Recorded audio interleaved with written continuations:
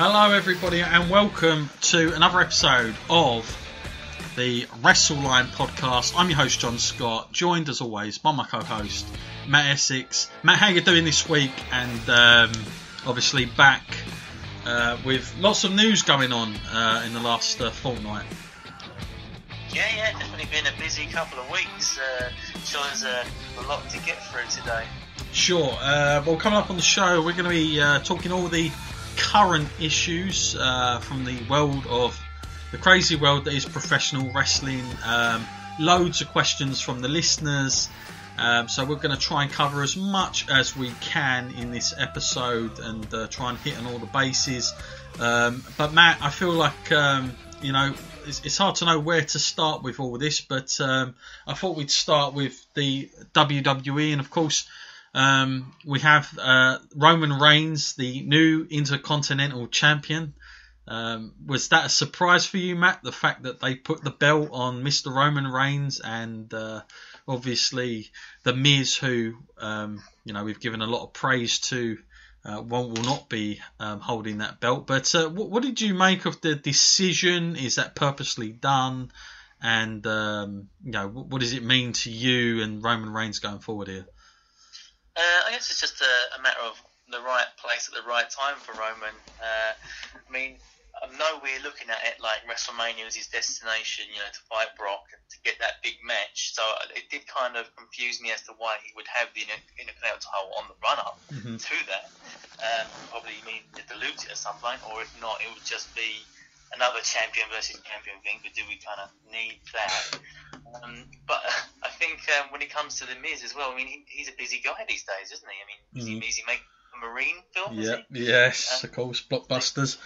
So he kind of needs a bit of more free time on his schedule, so that kind of helped Roman into that position to get the title.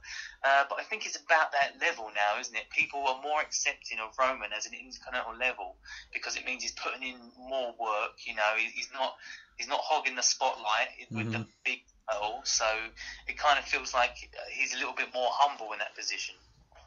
Yeah, it was fascinating to see the reaction that the fans were giving to all that, because, I think we'd have said 12 months ago, everybody would have probably been cheering the Miz more and booing Roman even more further than that. But it's fascinating to see that I think at intercontinental level, everybody seems a little bit more accepting that Roman, being Intercontinental Champion. Of course, they sort of dressed it up, Matt, with this whole Grand Slam business. It's a massive accomplishment because it's a Grand Slam, and I was kind of thinking to myself, "God, I didn't even think we were even thinking about." Like, it's funny how WWE will drop that one on you. Yet other things they don't even talk about statistics whatsoever. But I thought that was very, sort of purposely done. But of course, the other big thing about it is the fact that, of course, Matt, that there isn't a Raw pay-per-view coming up. They haven't got much going on, and of course Brock Lesnar is not scheduled to be on any Raw this side of the year. So whether or not they just needed Roman, who they recognise as their top guy, with a belt, with a title, and that's going to be the title that we see week to week be defended a little bit more, and have a little internal storyline, and perhaps it put somebody over, at the end of it through, hook and crook of a sort of a Smalls type finish, where it's not going to be a clean type finale. Or, of course, interestingly enough, Matt, it would mean perhaps the idea of taking Roman Reigns out of the Royal Rumble match and just having some sort of gigantic Intercontinental match. But I really doubt that because, of course, last year, was it last year or the year before that, Matt, where Roman was in the title match at the Royal Rumble, the heavyweight title, and he still ended up in the Rumble, didn't he, at number 30? So you never know about that anymore.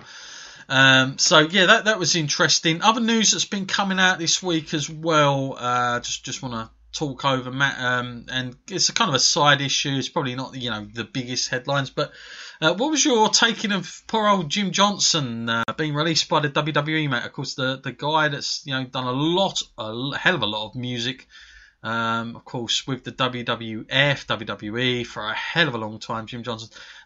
Your take on that, Matt? I mean, kind of surprised my end. I've been reading up on it, you know, lots and lots about budget cutting, but I'm like, well, surely that's an area they probably should have maybe, you know, kept, you know, at least go somewhere else, but not his domain. But I was reading how, you know, they prefer to go elsewhere. They like these indie kind of guys coming in and going elsewhere for the music. But for me, Matt, I've got to say, you know, I think it's a bit of a shame in terms of, you know, you see the process of how he does it. You know, if you look at some of the documentaries, I think even on Hitman Wrestling with Shadows, there's like Brett's talking about it and how the music works, and or it might have been Beyond the Mat. It was one of the two, but you know, you see Vader and how they needed that music to fit his character and how he wrote for it and everything else on the guitar. But slightly strange there, Matt, and I really think it's kind of a bit of a loss, really, to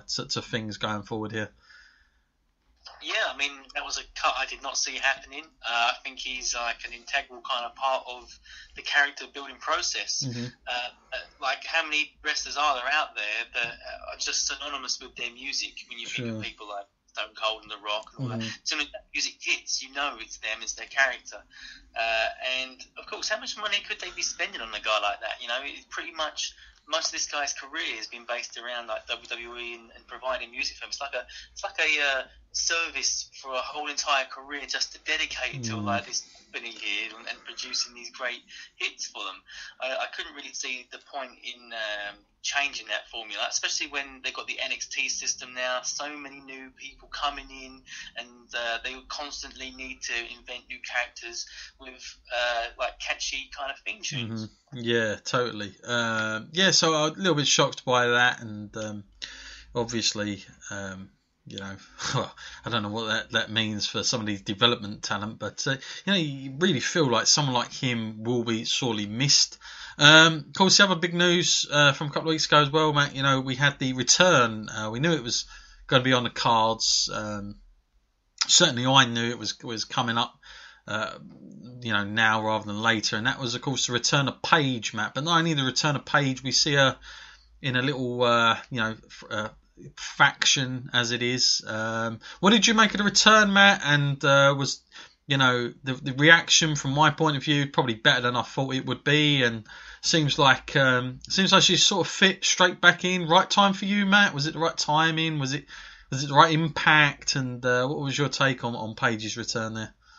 Yeah, you know, I was pleasantly surprised by how she came back and just how kind of good the angle had been written in there. And that it wasn't just her singly, that she is kind of the head of a faction does actually make a lot of sense and does show you how she can insert herself into the title picture quite quickly. I did like that. But then on the counter side to that, I'm not quite sure how it works, though, when it happens on Raw, and then they do the exact same angle on SmackDown, but with 3 different women. Yeah, I was going to say about that. You know what's funny was that I missed SmackDown, and I saw clips, and I was like, hang on a minute, that Paige? No, it's not Paige. It's like, what the heck? Yeah, that was odd, man. Like, how on earth does WWE... You know, I get they're different brands, but it's obvious that they're the same writers for both shows. Everyone said that. Jim Ross has announced that many times on his podcast. They're not splitting the writers up like they did before. So you're thinking to yourself, well, how on earth have they managed to come up with something so similar at the same time?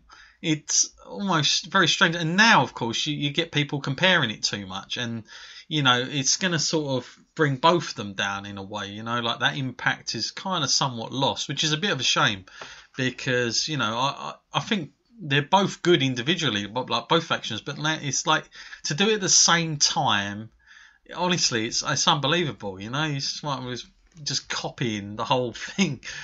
About how they're sort of, you know, taking over, and also the sort of attitude behind it as well. So very, very strange that they did that. But yeah, I've got to say, pleasantly surprised that Paige is back, and she seemed like, to me, it was like seems extremely comfortable out there. It kind of made me realise how much I'd forgot how sort of transparent she is to herself, her persona, and obviously when she's in the ring, and she may be one of the few talents that is able to do that. But yeah, good for her coming back. Obviously, it's been a long time coming, been a hefty road in all that stuff, lots going on. But you know, I've got to say, whether I just hope the timing is right, because of what Matt said, of course, with the whole SmackDown thing.